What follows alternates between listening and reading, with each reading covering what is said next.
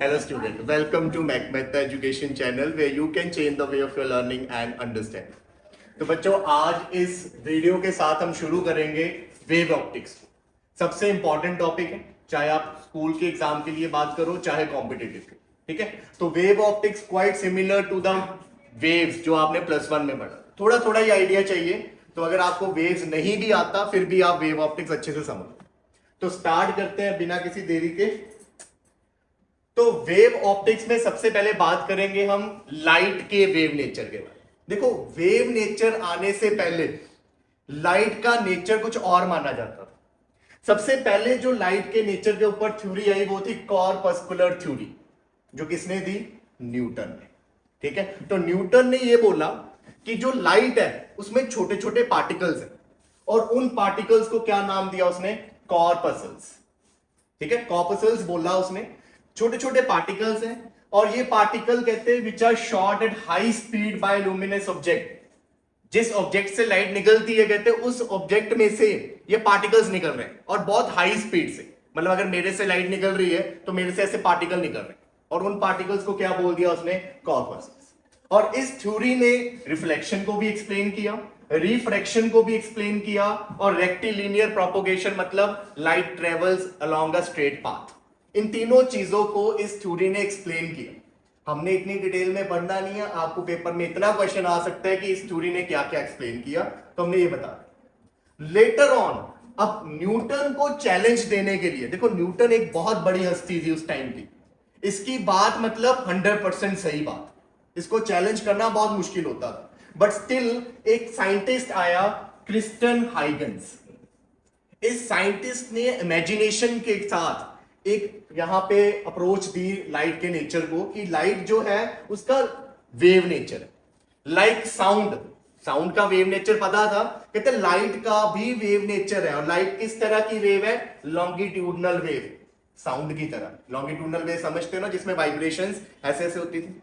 एक ट्रांसवर्सल पढ़ी थी +1 में, जिसमें वाइब्रेशन इस तरह होती है परपेंडिकुलर, और लॉन्गिट्यूडनल में वाइब्रेशन ऐसे ऐसे होती है वेव की डायरेक्शन में, आगे पीछे।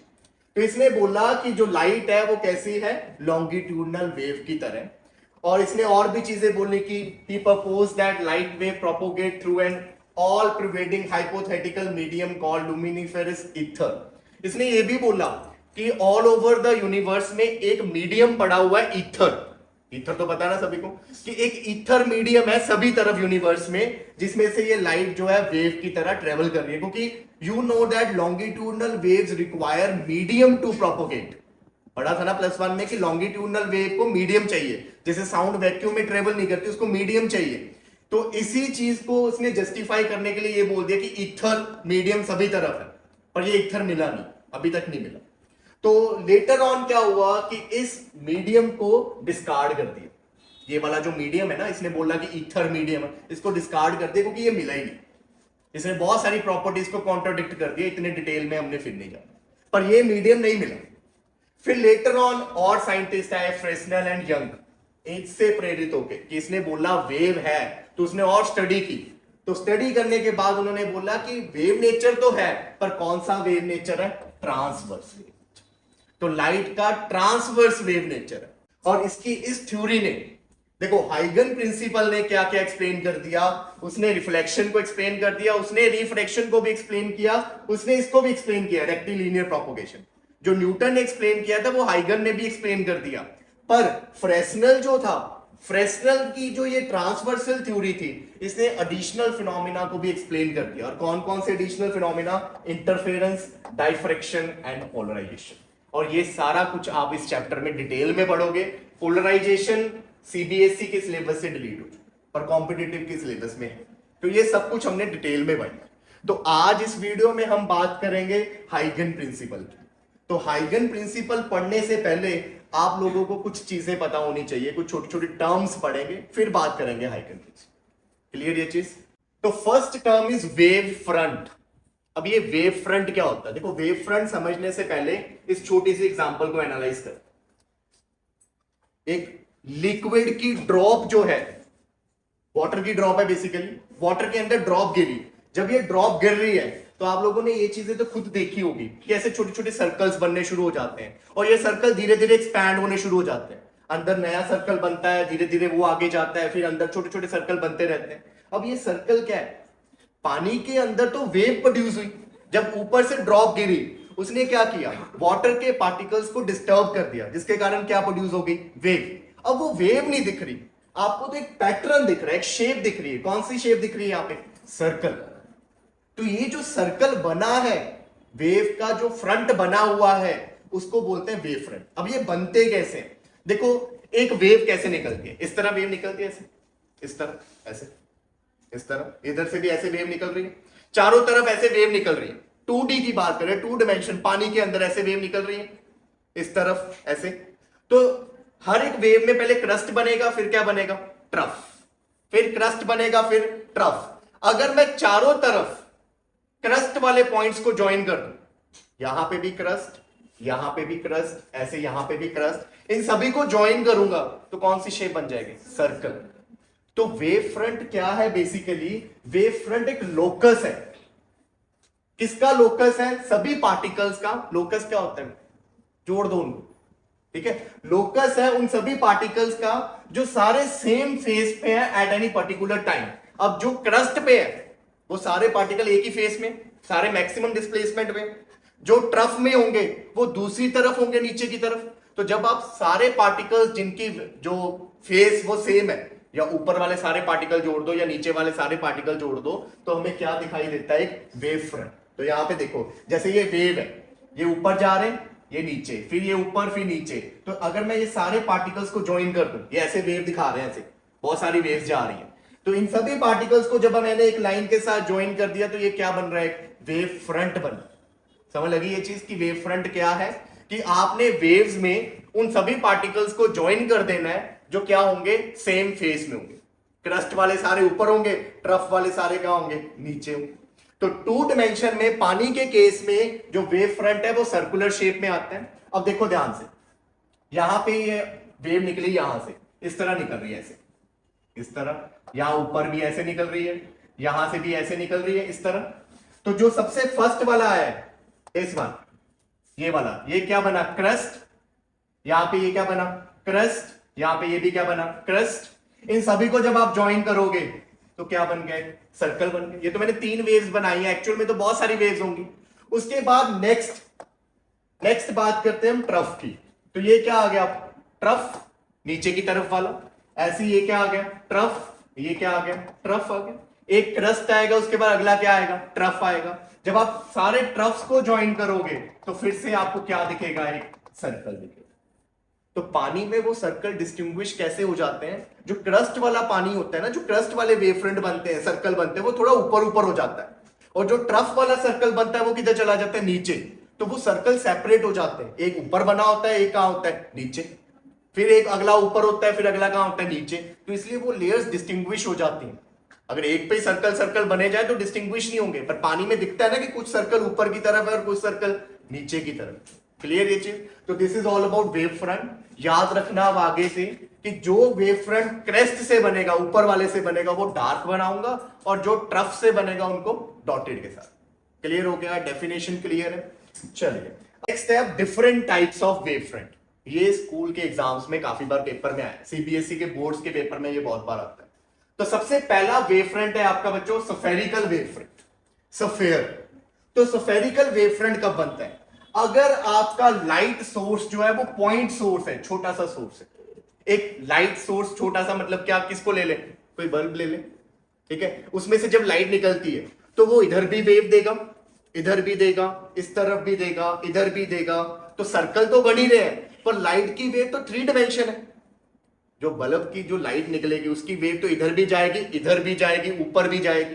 तो सर्कल तो 2 डायमेंशन में हुआ, 3 डायमेंशन में क्या बन जाएगा, स्फेयर बन जाएगा। तो जब आपका पॉइंट सोर्स होता है तो ध्यान रखना उसका जो वेव फ्रंट होता है वो स्फेरिकल होता है। क्लियर? ये अब कॉपी पे तो सर्कल ही बनेंगे, बट एक्चुअल में ये क्या है, स्फेयर्स। तो ये वही चीज को शो किया हुआ है यहाँ पे। उसके बाद नेक्स्ट आता है cylindrical wave front. Cylindrical wave front क्या होगा, जब आपका सोर्स ऑफ लाइट लीनियर है, लाइक एक ट्यूब लाइट है, एक ऐसे ट्यूब लाइट है। इसका जो बनेगा देखो, सर्कल सर्कल सर्कल सर्कल, या छोटे छोटे पॉइंट सोर्सेज ले लो आप। देखो एक सिलेंड्रिकल वेव फ्रंट कैसे बनता है, एक छोटे छोटे पॉइंट सोर्सेज से बना, एक छोटे छोटे मैंने पॉइंट सोर्सेज लिए, उनको जब आप ज्वाइन कर दोगे तो एक लीनियर सोर्स बन जाएगा। हर एक पॉइंट सोर्स कैसा वेव फ्रंट बनाएगा? सफेयर, एक सफेयर, दूसरा सफेयर, तीसरा सफेयर, एक के ऊपर दूसरा सफेयर, दूसरे के ऊपर तीसरा सफेयर। कौन सी शेप बन गई? सिलेंडर ही तो बन गई।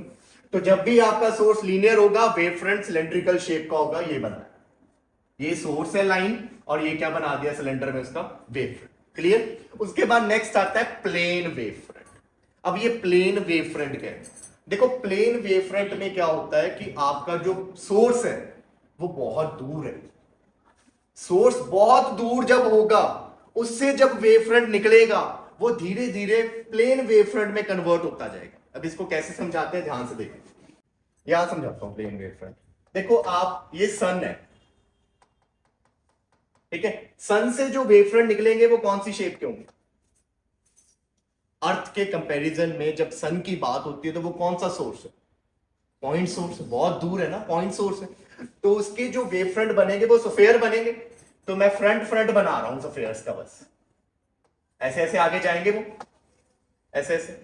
यहां पे आपको कहीं मिल जाएगी अर्थ, ये अर्थ। अर्थ के पास क्या पूरा सफेयर पहुंचा सन का? नहीं पहुंचा, सिर्फ क्या पहुंचा? एक लाइन पहुंची है। ऐसे पूरा सफेयर नहीं पहुंचा, सिर्फ एक फ्रंट छोटी सी क्या पहुंची है? लाइन पहुंची है, मतलब प्लेन पहुंचा है। और ये कब पॉसिबल है? जब सोर्स बहुत क्या होएगा? दूर होगा। तो प्लेन जो हमारे वेव फ्रंट है वो कोई बनाता नहीं है, उसमें कंडीशन होती है कि आपका जो सोर्स है वो दूर हो, क्योंकि जितना सोर्स दूर होगा उतना ही कर्वेचर जो है, ये सर्कुलर पोर्शन स्ट्रेट होना शुरू हो जाएगा, उतने ज्यादा स्ट्रेट पोर्शन होना शुरू होएगा। जो यहां पे होगा, इसको ये देखो सर्कल टाइप ही लग रहा है, पर जो यहां पे है उसको ये किस तरह का दिख रहा है? प्लेन की तरह दिख रहा है। तो प्लेन वेव फ्रंट की बस एक ही कंडीशन है कि सोर्स जो है वो क्या होना चाहिए? दूर होना चाहिए।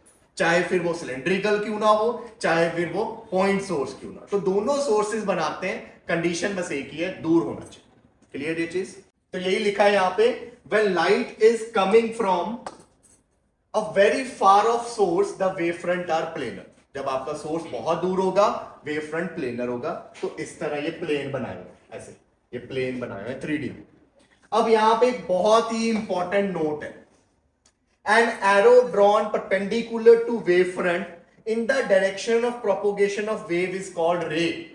रे क्या होती है? रे बताते हैं कि लाइट किस डायरेक्शन में जाती है ना। तो वेव फ्रंट में रे कैसे बनेगी? रे जो है हमेशा वो वेव फ्रंट के परपेंडिकुलर होनी चाहिए, पहली कंडीशन याद रखना। ये सब कुछ हाइगन थ्योरी ने बताया कि जब भी आपने रे बनानी है, एक तो उस डायरेक्शन में बनानी है जिधर को वेव जा रही है, लाइट जा रही है, और हमेशा वेव फ्रंट के क्या होनी चाहिए? परपेंडिकुलर। तो यहां पे देखो, ये जो लाइट जा रही है, अगर मैं बोलूं एक पॉइंट सोर्स है, उसका रे डायग्राम बनाओ तो कैसे बनाते? एक इधर जा रही है रे, एक इधर जा रही है रे, एक इधर जा रही है। तो यहां पे भी तो उसने ऐसे बनाया, एक इधर जा रही है, एक इस तरफ जा रही है, इस तरफ, एक ऐसे नीचे की तरफ आ रही है, एक यहां से ऐसे जा रही है। क्या ये रेज जो बनाई है ये वेव फ्रंट के परपेंडिकुलर है? ये लाइन जो है इसके परपेंडिकुलर नहीं हर एक के। तो ये याद रखना कि rays are always perpendicular to wave front. अब यहां पे देखो, ये रेज बनाई है, ये वाली, ये ऐसे जा रही है, ये ऐसे जा रही है, ये इस तरह जा रही है, तो सिलेंडर के परपेंडिकुलर ही निकली। ये भी यहां से ऐसे सिलेंडर के परपेंडिकुलर निकली, ये भी ऐसे निकली, यहां से एक ऐसे निकल रही होगी। तो यहां पे भी रेस क्या है? परपेंडिकुलर। उसके बाद प्लेन की बात करें तो प्लेन में भी रेस कैसे निकल रही है? परपेंडिकुलर। तो rays are always perpendicular to the wave front. Clear? उसके बाद next important point, the time taken for light to travel from one wave front to another is same along any ray. एक wave front से रे को दूसरे wave front तक पहुंचने के लिए सेम टाइम लगेगा। मतलब क्या है इसका? चाहे आप यहां इस वेव फ्रंट से यहां पहुंचो, चाहे आप यहां से यहां पहुंचो, चाहे आप यहां से यहां पहुंचो, एक वेव फ्रंट से दूसरे वेव फ्रंट तक जाने के लिए रे को हमेशा टाइम क्या लगेगा? सेम लगेगा। ऐसा नहीं हो सकता कि इधर से ये वाली रे यहां पहुंची और इधर से ये वाली रे यहां पहुंच जाए उस टाइम। फिर क्या ये सिमेट्रिक वेव फ्रंट बनेगा? नहीं बनेगा। ये सर्कल तो कुछ ऐसा हो जाएगा। सिमेट्रिक वेव फ्रंट, एक सफेयर के बाद दूसरा सफेयर बन रहा है, सिमेट्रिक बन रहा है, वो तभी पॉसिबल है जब रे एक वेव फ्रंट से दूसरे वेव फ्रंट पे सेम टाइम पे पहुंचे। अगर टाइम ज्यादा लग गया या जल्दी पहुंच गई आगे तो वो स्फीयर नहीं बनेगा, वो कुछ और ही शेप बन जाएगा। तो ये भी इंपॉर्टेंट प्रॉपर्टी है कि एक वेव फ्रंट से दूसरे वेव फ्रंट तक जाने के लिए टाइम क्या लगेगा रे को से। क्लियर है चीज? तो दोबारा साथ में बोलते हैं। पहली चीज, रे हमेशा क्या होएगी, perpendicular to the wave front. और दूसरी, रे को एक वेव फ्रंट से दूसरे वेव फ्रंट तक जाने के लिए टाइम क्या लगेगा, सेम है। क्लियर ये चीज? कोई डाउट किसी को? देखो नेक्स्ट है wave front in corresponding rays, कि अगर इस तरह की रेज है तो कैसा वेव फ्रंट होगा, इस तरह की रेज निकल रही है तो कैसा होगा। आपको पता होना चाहिए कि वेव फ्रंट ड्रॉ कैसे करने हैं। तो ये तो सिंपल है, पैरेलल लाइन किस वेव फ्रंट की थी, प्लेन की थी, प्लेन में सीधी जा रही थी वो। तो अब मैं प्लेन नहीं बनाऊंगा, मैं ऐसे रिप्रेजेंट कर दूंगा, ऐसे दिस वन, या सीधी लाइन के साथ। तो जहां भी पैरेलल रेज होंगी तो याद रखना उसका wave front plane wave front होगा। क्लियर ये चीज? उसके बाद यहां पे देखो, ये डिवर्जेंट बीम्स हैं, ऐसे बिखर रही हैं बीम्स, तो इनके वेव फ्रंट कैसे बनेंगे। जो भी रेज या कन्वर्जिंग हो या डिवर्जिंग, इनके वेव फ्रंट हमेशा स्फेरिकल बनते हैं। अब ये स्फेयर ऐसे भी बन सकते हैं और ऐसे भी बन सकते हैं, दो ही तरीके हैं स्फेयर बनाने के। हमेशा आपने ये याद रखना है कि स्फेरिकल वेव फ्रंट इस तरह बनाना है कि उसका जो सेंटर होगा वो कन्वर्जिंग पॉइंट होगा, मतलब जिस पॉइंट पे वो सारी रेज मीट कर रही होंगी। तो यहां पे देखो, ये इस पॉइंट पे सारी रेज मीट कर रही थी, तो इनके जो वेव फ्रंट बनेंगे वो इस तरह बनेंगे, ऐसे। समझ लगी ये चीज? स्फेरिकल होंगे, मैंने फ्रंट वाला बनाया है सिर्फ, वैसे पूरे पूरे ऐसे स्फेयर बनेंगे। क्लियर ये चीज? तो ये याद रखना अब आगे से, जब भी या कन्वर्जेंट हो या डिवर्जेंट हो, वेव फ्रंट कौन से होंगे, स्फेरिकल होंगे, और उनका जो सेंटर होगा वो कौन सा होगा, पॉइंट ऑफ कन्वर्जेंस, जिस पॉइंट पे वो मीट कर रहे हैं। अब अगर यहां पे बात करें, यहां पे कैसे बनेंगे, ऐसे बनेंगे इस तरह, क्योंकि इस पॉइंट पे आके क्या हो रहे हैं, कन्वर्ज हो रहे हैं। इसके बाद ये रेज एक्स से जाके फिर क्या हो जाएंगी, डिवर्ज हो जाएंगे। क्या कन्वर्ज हो रही है, आगे जाके क्या हो जाएंगे, डिवर्ज। तो आगे जाके वेव फ्रंट कैसे बनेंगे, ऐसे उल्टे बनेंगे, इस तरह ऐसे बनेंगे ना, ऐसे, क्योंकि आगे जाके ये रेज इस तरह चले जाएंगे। क्लियर? तो ये याद रखना, ऐसे क्वेश्चंस एमसीक्यू पूछे जाते हैं आपसे। क्लियर? कोई डाउट? पता लग गया? पैरेलल है तो प्लेन है, कन्वर्जेंट है या डिवर्जेंट है तो उस केस में स्फेरिकल आएंगे, और स्फेरिकल का सेंटर कौन सा पॉइंट होगा, पॉइंट ऑफ कन्वर्जेंस। ठीक है जी? नेक्स्ट है behaviour of prism, lens and mirror. जैसे आप रे ऑप्टिक्स में पढ़ के आते हो कि अगर रेस के आगे प्रिज्म रख दे तो क्या होगा, ठीक है, 10th में भी पढ़ा होता है। कन्वेक्स लेंस है, मिरर आ गया तो क्या होएगा, बस उसके अकॉर्डिंग अब वेव फ्रंट की बात है। तो यहां ऑलरेडी बना हुआ है।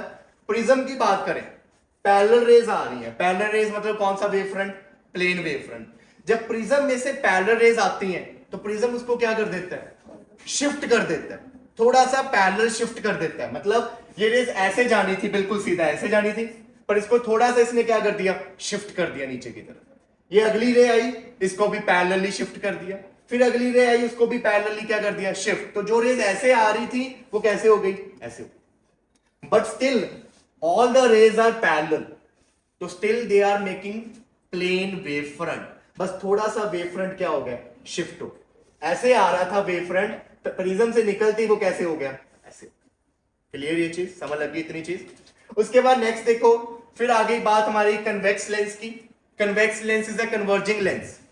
जब ये रेज आई, parallel rays, plane wave front, ये दो रेज कहां जाके मीट करी, फोकस पे जाके क्या हो जाती है, मीट कर जाती है।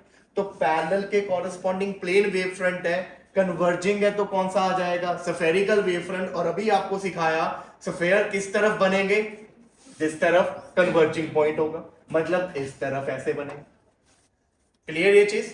उसके बाद नेक्स्ट बात करें हम आगे कनकेव मिरर की, तो again concave mirror is a converging mirror. तो यहां से ये पैरेलल रेज आई, मिरर उनको क्या कर देता है, एक पॉइंट पे आके कन्वर्ज कर देता है फोकस पे। तो प्लेन वेव फ्रंट जा रहा है अभी तक, और उसके बाद कैसा वेव फ्रंट बनेगा, स्फेरिकल वेव फ्रंट, और किस तरफ सेंटर होगा, फोकस की तरफ। तो बना सकते हो इजीली। अब जैसे मैं आपको बोलूं कि मेरे पास यहां पे कनकेव लेंस है, ये पैरेलल रेज आई,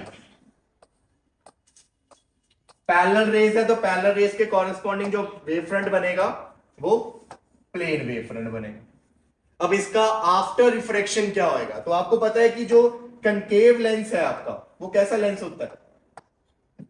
डाइवर्जिंग लेंस। ये डाइवर्ज करता है, तो ये यहां से रेस को ऐसे डाइवर्ज करेगा, ऐसे डाइवर्ज करेगा। ये इस तरह डाइवर्ज करता होता है कि पीछे एक सिंगल पॉइंट पे जाके क्या होगी, रेस मीट करेगी। ऐसा होगा, ऐसे होता था ना। ये तो ऑलमोस्ट सीधी चले जाती है, इसको तो हमें करने की जरूरत नहीं, ये सीधे ही ले लो ऐसे, ये ऐसे, क्योंकि जो लेंस के बिल्कुल सेंटर से निकलती है वो सीधी चली जाती है ना। तो यहां पे अब ये कौन सा वेव फ्रंट बनेगा? स्फेरिकल बनेगा। आगे जाके क्या हो रही है, डिवर्ज हो रही है। तो अब इसका सेंटर किधर है, यहां पे है, तो ये ऐसे वाले बनेंगे।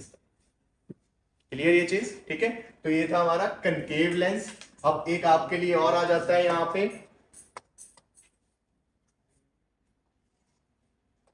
कौन सा मिरर है? कॉन्वेक्स मिरर, है ना। Convex mirror is a diverging mirror. ये भी क्या करता है, रेस को डाइवर्ज करता है। तो यहां से ये इस तरफ, ये सीधी चले जाएगी, और ये इस तरफ, सच डैट की ये सारी रेस कहां मीट करेंगी, पीछे मीट करेंगी। तो इनका जो वेव फ्रंट बनेगा कैसा बनेगा, अगेन स्फेरिकल वेव फ्रंट, और पॉइंट ऑफ कन्वर्जेंस यहां पे है, तो उसी तरफ। तो मेन बस यही चीज है, पैरेलल है प्लेन, और डाइवर्जेंट कन्वर्जेंट है तो स्फेरिकल, और सेंटर होगा पॉइंट ऑफ कन्वर्जेंस। क्लियर ये चीज? अब बात करते हैं हाइगन्स प्रिंसिपल की। ठीक है, तो हाइगन प्रिंसिपल क्या था, देखो ध्यान से समझना इसको। अकॉर्डिंग टू द हाइगन principle, each point on a given wave front act as a source of new disturbance called secondary wavelets which propagate in all direction with same speed. अब इसका मतलब क्या है, देखो ये मेरे पास एक वेव फ्रंट है, सोर्स से एक वेव फ्रंट निकला, पहला वेव फ्रंट। इस वेव फ्रंट को बोलेंगे प्राइमरी वेव फ्रंट, क्योंकि ये पहला वेव फ्रंट। कहते हैं इस वेव फ्रंट के ऊपर हर एक पॉइंट जो है वो एक नए सोर्स की तरह काम करे। मेन सोर्स तो ये है, इसका जो वेव फ्रंट है उसका हर एक पॉइंट एक नया सोर्स बन गया, छोटा सोर्स। मेन सोर्स ये था, उसके आगे ये क्या बन गए, छोटे छोटे सोर्स बन गए। अब ये छोटे छोटे सोर्स अपने वेव फ्रंट बनाएंगे। जैसे ये मेन सोर्स ने अपना वेव फ्रंट बनाया था, ये छोटे छोटे सोर्स भी अपने वेव फ्रंट बनाएंगे, जो किस शेप में होंगे, स्फेरिकल शेप में होंगे। तो इसने अपना वेव फ्रंट बना दिया, इसने बनाया अपना वेव फ्रंट, इसने बनाया, ये सारे ऐसे वेव फ्रंट बना। और इन वेव फ्रंट को बोलते हैं वेवलेट्स। मेन सोर्स के वेव फ्रंट को वेव फ्रंट बोलते हैं, पर उस वेव फ्रंट के ऊपर जो छोटे छोटे पॉइंट सोर्सेज हैं उनके वेव फ्रंट को क्या बोलोगे, वेवलेट्स। तो ये लिखा ना उसने कि भी हर एक पॉइंट एक नए सोर्स की तरह काम करेगा, और वो क्या बनाएंगे, सेकेंडरी वेवलेट्स, जो सभी प्रोपोगेट करेंगे ऑल डायरेक्शन में सेम स्पीड के साथ। जितनी स्पीड के साथ ये वाला वेव फ्रंट आगे जा रहा है, स्पीड ऑफ लाइट के साथ, उतने ही स्पीड के साथ उन छोटे छोटे वेव फ्रंट जो सोर्सेज हैं उनके वेवलेट भी आगे जाएंगे। उसके बाद सेकंड क्या कहते हैं, a tangential surface to this secondary wavelets in forward direction give you the position of new wavefront called secondary wavefront। कहते हैं कि अगर आप किसी टाइम पे आगे इनके टेंजेंशियल सरफेस बनाओ, ऐसे टेंजेंट बनाओ, इनको ज्वाइन करता हुआ एक टेंजेंट बनाओ किसी भी टाइम पे, तो वो आपको एक नया वेव फ्रंट दे देगा, जिसको क्या बोलेंगे, सेकेंडरी वेव फ्रंट। तो हाइगन प्रिंसिपल से ये पता चलता है कि कैसे एक वेव फ्रंट से दूसरा वेव फ्रंट बनता है, और कैसे एक वेव फ्रंट से दूसरा वेव फ्रंट आगे की तरफ प्रोपोगेट करता है। ये प्रिंसिपल ये बताता है। समझ लगी ये चीज, कि पहले एक वेव फ्रंट लिया, उस वेव फ्रंट का हर एक पॉइंट किसकी तरह काम कर रहा था, सोर्स की तरह। उसने नए वेवलेट्स बना दिए। उन वेवलेट्स को अगर आप आगे से टेंजेंट बना के ज्वाइन करोगे किसी भी टाइम पे, तो वो हमें क्या दे देगा, एक नया वेव फ्रंट दे देगा। जैसे यहां पे देखो, ये ए वाली जो थी ये मेन था, इसके ऊपर P1 P2 P3 P4 ये छोटे छोटे नए सोर्सेज आ गए, जो क्या बना रहे हैं, सेकेंडरी वेवलेट्स बना रहे हैं। इनको जब आपने आगे से ज्वाइन किया तो A1 जो है वो क्या बन गया, एक नया वेव फ्रंट बन गया, जिसको क्या बोलेंगे, सेकेंडरी वेव फ्रंट। अब इसकी एक लिमिटेशन भी है, इसने ना पिछले वेव फ्रंट के बारे में कुछ नहीं बताया। इसने ये बोला कि आगे ज्वाइन कर दो, पीछे का इसने कुछ नहीं बताया। बन तो पीछे भी रहे थे, तो पीछे का इसने कुछ नहीं बताया, वो आपको आगे जाके पता चलेगा कि क्यों बैकवर्ड वेव फ्रंट पॉसिबल नहीं होते। आगे के ही वेव फ्रंट पॉसिबल होते हैं, पीछे वाले वेव फ्रंट पॉसिबल नहीं होते, वो आगे आपको पता चलेगा। क्लियर? अब जैसे यहां पे देखो, ये मेन वेव फ्रंट था ए वाला सीधा, इसका हर एक पॉइंट सोर्स की तरह काम कर रहा है, तो आपने फिर वेवलेट्स बनाए छोटे छोटे, उनको ज्वाइन किया तो अगला भी क्या बन गया? प्लेन वेव फ्रंट बन गया। क्लियर ये चीज? तो हाइगन प्रिंसिपल आपको क्या बताता है कि कैसे प्राइमरी वेव फ्रंट से कौन सा वेव फ्रंट बनेगा? सेकेंडरी वेव फ्रंट बनेगा। क्लियर ये चीज? नेक्स्ट लिमिटेशंस देखो क्या क्या इसने नहीं बताया। पहले तो वही चीज जो मैंने आपको बोला कि इसने ये बताया कि सेकेंडरी वेवलेट सिर्फ फॉरवर्ड डायरेक्शन में ही बनते हैं, बैकवर्ड में तो बनते ही नहीं। कुछ बताओ, एक्सप्लेन तो करो, ऐसे जरूर पता लगेगा क्यों नहीं बनते। तो इसने कोई एक्सप्लेनेशन नहीं दी। उसके बाद इस थ्योरी ने क्या बोला था? कौन सी वेव है? लॉन्गिट्यूडनल। हाइगन ने तो लॉन्गिट्यूडनल ही बोला था, तो लॉन्गिट्यूडनल तो है ही नहीं। क्यों नहीं लॉन्गिट्यूडनल? आगे जाके आप पढ़ोगे कि लॉन्गिट्यूडनल वेव से ये एक्सप्लेन नहीं हो पाएगा, पोलराइजेशन ऑफ लाइट। अब ये पोलराइजेशन क्या है, उसके लिए आपको 10-12 लेक्चर देखने पड़ेंगे। ठीक है? उसके बाद नेक्स्ट आता है, इस थ्योरी ने इलेक्ट्रोमैग्नेटिक नेचर ऑफ लाइट भी नहीं बताया। ईएम वेव्स पढ़ी थी ना अपन, electric field, magnetic field, all are perpendicular to each other and to the direction of propagation of wave, तो वो भी एक्सप्लेन नहीं कर पाया। इवन एक इसकी और भी लिमिटेशन थी, इसने ईथर मीडियम के बारे में बोला था, वो ईथर मीडियम एक्चुअल में है नहीं, तो ईथर मीडियम भी नहीं है। तो ये इसकी सारी क्या आ गई? लिमिटेशंस। क्लियर ये चीज? चलिए अब कुछ न्यूमेरिकल्स हैं, हल्के फुल्के न्यूमेरिकल है। ठीक है? A wave front is represented by plane y equal to 3 minus x, मतलब plane wave front है। The propagation of wave takes place at, आपको ये बोला गया कि वेव किस डायरेक्शन में प्रोपोगेट कर, तो आपको पता है वेव की प्रोपोगेशन किससे पता चलती है? रे से, कि रे किधर जा रही है। रे ही बताती है कि वेव किधर प्रोपोगेट करेगी। तो सबसे पहले तो इस इक्वेशन से ये देखते हैं कि जो आपका प्लेन है वो कैसे लाई कर रहा है। ठीक है? तो आपको पता है कि y is equal to M x plus c, ये किसकी इक्वेशन होती है? Straight line. अब 2 डायमेंशन में तो प्लेन भी क्या बन जाता था? स्ट्रेट लाइन ही बन जाता था। ठीक है? तो अब यहां पे कंपेयर करें अगर, तो y is equal to M X था तो मैंने माइनस एक्स आगे लिख दिया, 3 को पीछे लिख दिया, तो m कितना आ गया? -1। स्लोप -1, m स्लोप ही होती है, और स्लोप किसके इक्वल होता है? tan थीटा के। tan थीटा -1 कब होता है? 1 होता है 45 पे। आप माइनस में चाहते हो तो 180 में से 45 क्या कर दो? माइनस कर दो, तो क्या आ जाएगा? 135। क्लियर ये चीज? 180 में से आपने क्या कर दिया? 45 डिग्री माइनस कर दिया, नेगेटिव 1 से लेके आ गए। अब इक्वेशन बनाते हैं इसकी, देखो ये y, ये x, ये है ना। अब ये जो लाइन है इसको ग्राफ में कैसे रिप्रेजेंट करेंगे? इंटरसेप्ट कितना है? 3, पॉजिटिव मतलब ऊपर से आएगा, स्लोप नेगेटिव है तो किधर जाएगा? नीचे, तो ये कुछ इस तरह बनेगा। और जो स्लोप होती है वो क्या होता था? लाइन का x डायरेक्शन के साथ एंटी क्लॉकवाइज एंगल, मतलब ये वाला एंगल। ये कितना दे दिया आपको यहां पे? 135। कोई डाउट यहां पे? अब बताना है कि कितने एंगल पे वेव फ्रंट जा रहा है। वेव फ्रंट के डायरेक्शन के लिए किसको निकालना पड़ेगा? रे को। अब ध्यान से देखना कैसे करूंगा ऐसे। रे बनानी है अब आपने, आपको पता है कि रे वेव फ्रंट की क्या होती है? हमेशा परपेंडिकुलर। तो यहां पे मैंने एक रे बनाई जो इसके साथ कितने एंगल पे होगी? 90 डिग्री पे, क्योंकि प्रॉपर्टी बोली कि रे जो है वो वेव फ्रंट के हमेशा क्या होती है? परपेंडिकुलर। अगर रे ने इसके साथ 90 डिग्री बनाया तो एक्स एक्सिस के साथ कितना बनाया? 135 टोटल था, 90 माइनस कर दिया, कितना हो गया? 45 डिग्री। तो वेव फ्रंट किस डायरेक्शन में जा रहा है? वेव फ्रंट एक्स एक्सिस के साथ 45 डिग्री के एंगल के साथ जा रहा है। तो आंसर कौन सा है? 45 डिग्री विद एक्स डायरेक्शन।